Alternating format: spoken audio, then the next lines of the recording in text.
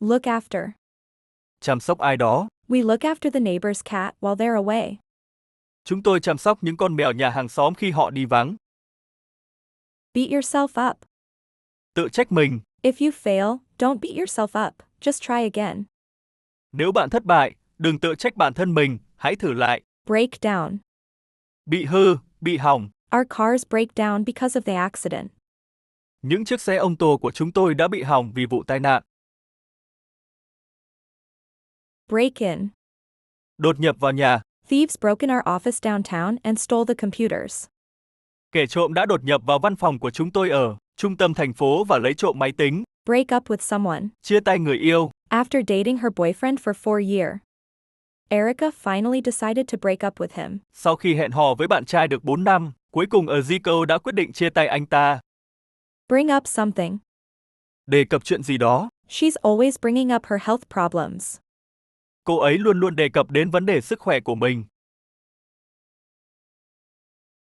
Bring someone up. Nuôi nấng con cái. She was brought up by her grandmother. Cô ấy được nuôi nấng bởi bà của mình. Brush up on. Ôn lại. I thought I'd brush up on my French before going to Paris. Tôi nghĩ rằng tôi phải ôn lại tiếng Pháp trước khi đến Paris. Call for something. Cần, đòi hỏi, yêu cầu cái gì đó. This calls for a celebration. Điều này cần phải được kỷ niệm. Call for. Gọi hỏi, đòi hỏi, yêu cầu. Employees call for the company to have fair remuneration. Policies in the working process. Nhân viên đòi hỏi công ty phải có các chính sách, đãi ngộ công bằng trong quá trình làm việc. Carry out. Thực hiện kế hoạch. The hospital is carrying out tests to find out what's wrong with her. Bệnh viện đang thực hiện các xét nghiệm để tìm ra điều gì không ổn với cô ấy. Catch up with. Theo kịp, bắt kịp ai đó. Slow down so that I can catch up with you. Đi chậm thôi để tôi có thể theo kịp bạn. Check in. Làm thủ tục vào khách sạn. Passengers are requested to check in 2 hours before the flight. Hành khách được yêu cầu làm thủ tục 2 tiếng trước giờ bay. Check out. Làm thủ tục ra khách sạn. We checked out of our hotel at 5 a.m. to catch a 7 a.m. flight. Chúng tôi làm thủ tục ra khỏi khách sạn vào lúc 5 giờ sáng để kịp chuyến bay lúc 7 giờ sáng. Check out something. Tìm hiểu kỹ, khám phá cái gì đó. We'll need to check out his story. Chúng ta cần phải tìm hiểu kỹ câu chuyện của anh ấy. Clean up something.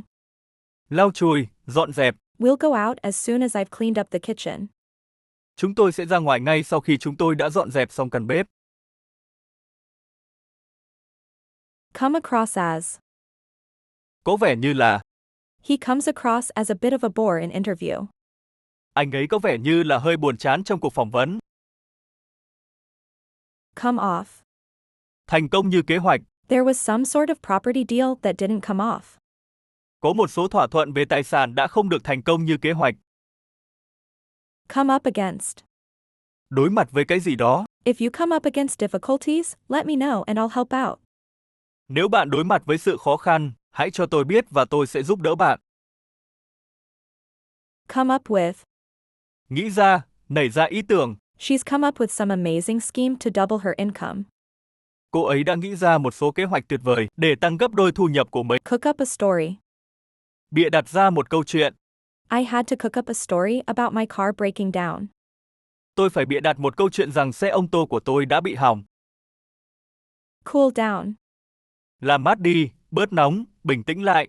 He has had time to cool down and look at what happened more objectively. Anh ấy đã có thời gian để bình tĩnh lại và nhìn nhận những gì đã xảy ra một cách khách quan hơn. Count on somebody. Tin tưởng, dựa vào. You can always count on Michael in a crisis. Bạn luôn có thể dựa vào Michael trong cuộc khủng hoảng. Cut down on. Cắt giảm cái gì đó. I'm trying to cut down on caffeine. Tôi đang cố cắt giảm caffeine. Cut off. Cắt giảm. The government has threatened to cut off our funding. Chính phủ đã đe dọa cắt giảm trợ giúp tài chính của chúng tôi. Do away with. Loại bỏ cái gì? Computerization has enabled us to do away with a lot of paperwork. Tin học hóa đã cho phép chúng tôi loại bỏ rất nhiều thủ tục giấy tờ. Do without. Làm mà không có cái gì đó. The country cannot do without foreign investment. Đất nước không thể vận hành mà không có đầu tư nước ngoài. Dress up. Ăn mặc đẹp. You don't need to dress up to go to the mall, jeans and a t-shirt are fine. Bạn không cần phải ăn mặc chỉnh tề để đi đến trung tâm mua sắm, quần bò và áo phông cũng được mà. Drop by. Ghé qua. Drop by and pick up that book sometime. Thỉnh thoảng hãy ghé qua và lấy quyển sách đi.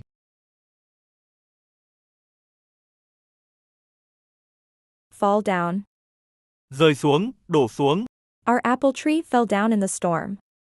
Cây táo của chúng tôi đổ xuống trong trận bão. Drop somebody off.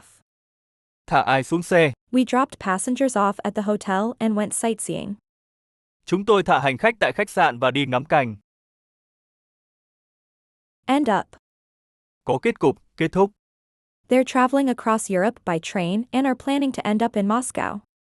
Họ đang đi du lịch khắp châu Âu bằng tàu hỏa và dự định kết thúc ở Moscow. Figure out. Suy ra. Can you figure out the answer to question 5? Bạn có thể suy ra đáp án cho câu hỏi số 5 không? Find out. Tìm ra. We may never find out the truth about what happened.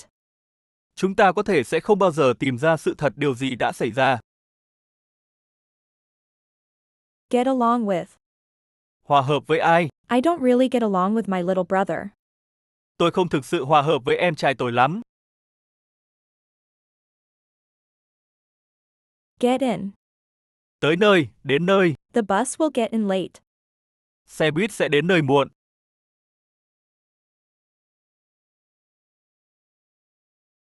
Get off.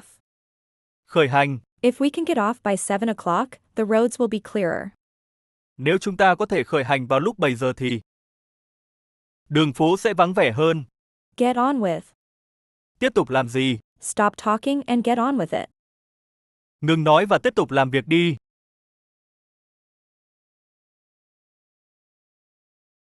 Get out. Ra ngoài. I'll get out when you stop at the traffic lights. Tôi sẽ ra khỏi xe khi bạn dừng tại đèn giao thông. Get rid of. Loại bỏ cái gì đó. I can't wait to get rid of that ugly old couch. Tôi đang đóng lòng loại bỏ chiếc ghế dài xấu xí cũ kỹ đó. Get up. Thức dậy, tỉnh dậy. I get up at 6 o'clock every morning. Tôi thức dậy vào mỗi 6 giờ sáng.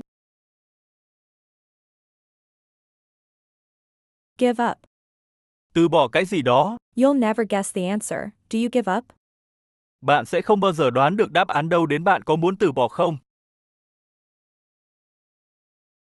Go around. Đủ cho tất cả mọi người. There won't be enough pizza to go around if you take 2 pieces. Sẽ không có đủ bánh pizza để chia cho tất cả mọi người nếu bạn lấy 2 miếng. Go down. Giảm, đi xuống. The temperature goes down to -10. Nhiệt độ giảm xuống trừ 10 độ C.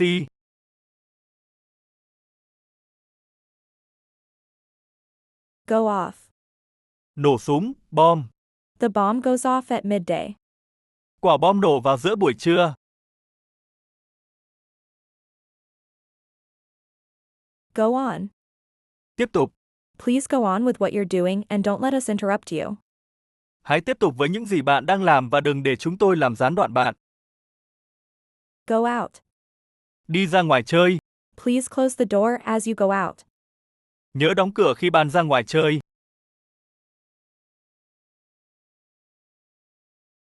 Go up. Tăng, đi lên. The average cost of a new house has gone up by 5%. Chi phí trung bình của một ngôi nhà mới đã tăng 5%.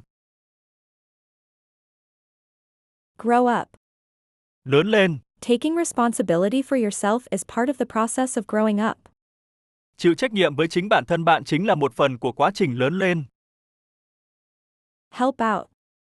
Giúp đỡ ai đó. Her parents helped her out with a £500 loan. Cha mẹ cô đã giúp cô vay 500 bảng Anh. Hold on. Đợi chút. Hold on, I'll check in my diary. Đợi chút, tôi sẽ kiểm tra nhật ký của tôi. Keep on. Tiếp tục làm điều gì đó. If you keep on being rude, you will have to leave the classroom. Nếu bạn tiếp tục thô lỗ như vậy, bạn sẽ phải rời khỏi lớp học. Keep up. Giữ vững, tiếp tục phát huy. I enjoy our friendship and try to keep it up. Tôi rất trân quý tình bạn của chúng ta và cố gắng giữ vững nó. Let someone down. Làm ai đó thất vọng. When I was sent to prison, I really felt I had let my parents down. Khi tôi bị tống vào tù, tôi thực sự cảm thấy mình đã làm cha mẹ thất vọng. Look around. Nhìn xung quanh. She spent the afternoon looking around the town. Cô ấy đã dành cả buổi chiều để nhìn ngắm xung quanh thị trấn. Look at. Nhìn, ngắm, xem xét. Management is looking at ways of cutting costs. Ban quản lý đang xem xét cách cắt giảm chi phí. Look down on. Khinh thường ai đó. She thinks they look down on her because she doesn't have a job. Cô ấy nghĩ rằng họ coi thường cô ấy vì cô ấy không có việc làm. Look for. Tìm kiếm cái gì đó. You must look for hotels elsewhere. Bạn phải tìm khách sạn ở nơi khác. Look forward to. Mong mỏi tới sự kiện nào đó. I'm really looking forward to my holiday. Tôi đang rất mong mỏi đến kỳ nghỉ của tôi. Look into. Nghiên cứu, xem xét cái gì đó. We're looking into the possibility of merging the two departments. Chúng tôi đang xem xét khả năng hợp nhất hai bộ phận. Look up. Tra cứu thông tin.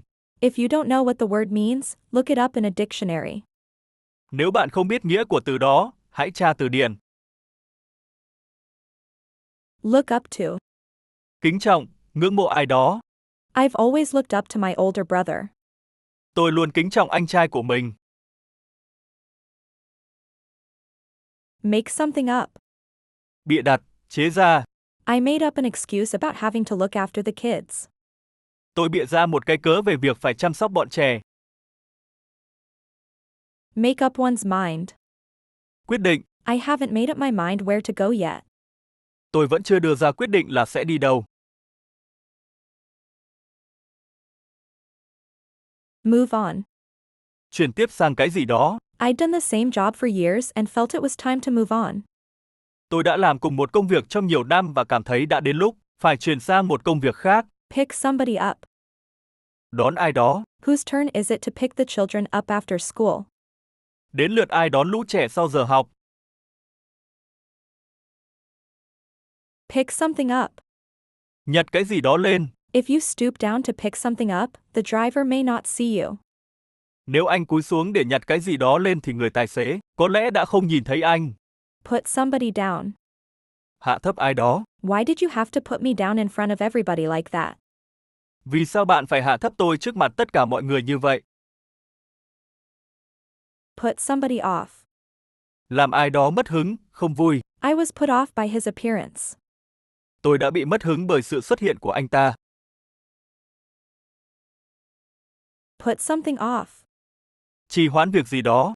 The meeting has been put off for a week. Cuộc họp sẽ phải hoãn trong một tuần. Put on. Mặc cái gì đó vào.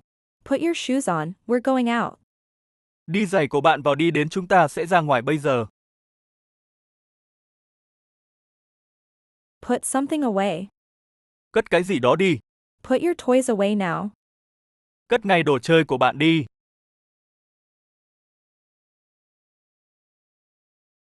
Put up with.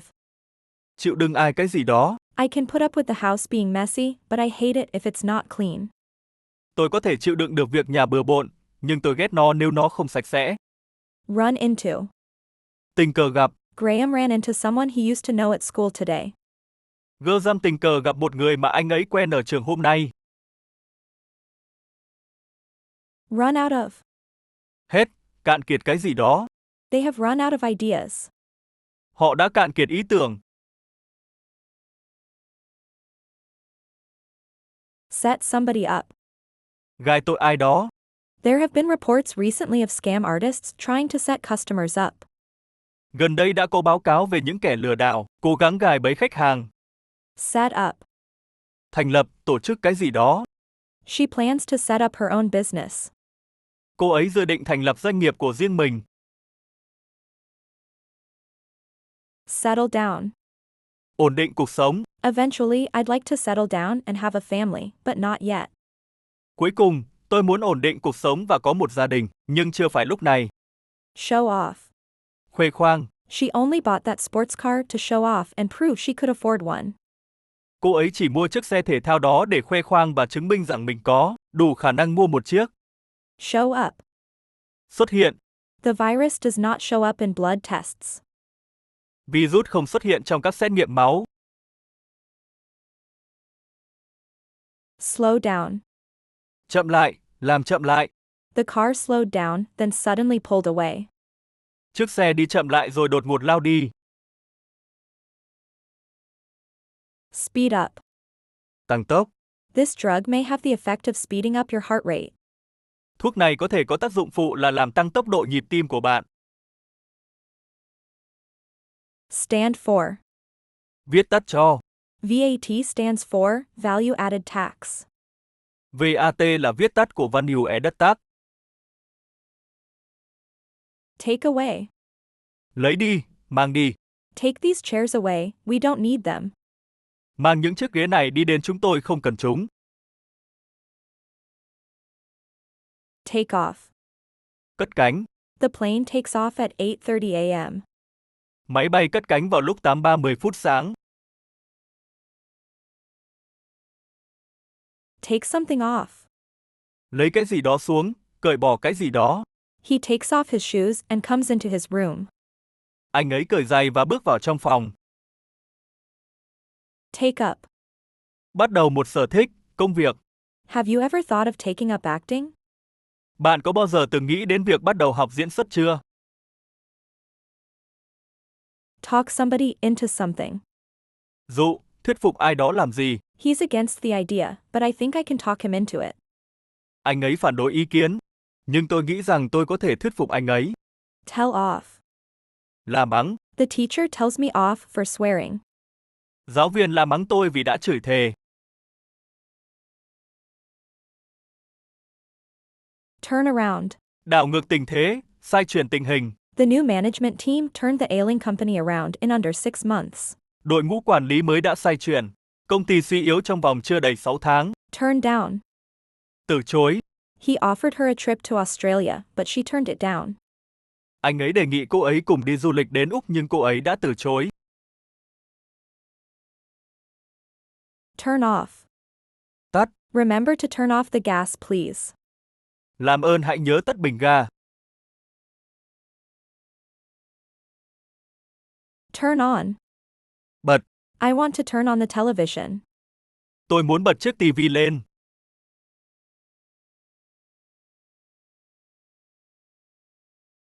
Turn up. Xuất hiện một cách bất ngờ. Do you think many people will turn up? Bạn có nghĩ là sẽ có nhiều người xuất hiện không? Warm up. Khởi động. If you don't warm up before exercising, you risk injuring yourself. Nếu bạn không khởi động trước khi tập thể dục, bạn có nguy cơ bị thương. Wear out. Mòn, làm mòn. Moving parts and engines wear out much more quickly than stationary parts. Các bộ phận chuyển động trong động cơ hao mòn nhanh hơn nhiều so với các bộ phận đứng yên. Work out. Tập thể dục. Who works out in the gym 2 or 3 times a week? Khu tập gym 2 hoặc 3 lần một tuần. Work something out. Tính toán, suy nghĩ. We need to work out the total cost of the project. Chúng ta cần phải tính tổng chi phí cho dự án. Get about. Bắt đầu đi lại được sau khi khỏi bệnh.